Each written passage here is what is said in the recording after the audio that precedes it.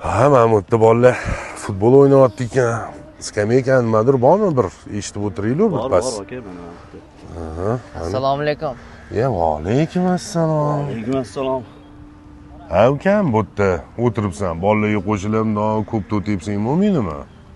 He aka, men ham bu bola bilan futbol o'ynagim keladi. Men ham ko'p to'p tepkim keladi.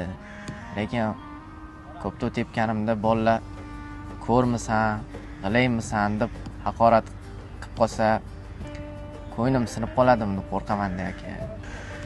Ukajonim, men ham yoshligimda senga o'xshab o'ylab, tortinib, bolalar bilan futbol o'ynamay armon bo'lib qolgan. Maslahatim, hech narsadan tortinma, holatingdan uyalma. Bolalarga qo'shilib, maza qilib, ko'pda o'ynab yur. Ertaga yoshligingni, bolaligingni topolmay qolasan. Uka, to'g'ri aytibdilar. Tortinib o'tirish kerak emas. Kayfiyatni tushirma, yur. Qo'shilib ketamiz. Qanday bo'lar ekan? Zo'r bo'ladi. Yur. Ha, davay. Qani, oshir. Hoppa. Qani, mana ashdan bir tep. Davay, Odil tep. Odil zo'r gol bo'ldi, qani?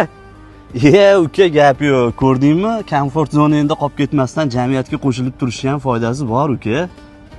Rahmat aka. Nogironligi bo'lgan insonlar ham inklyuziv jamiyat sari intilishi kerak.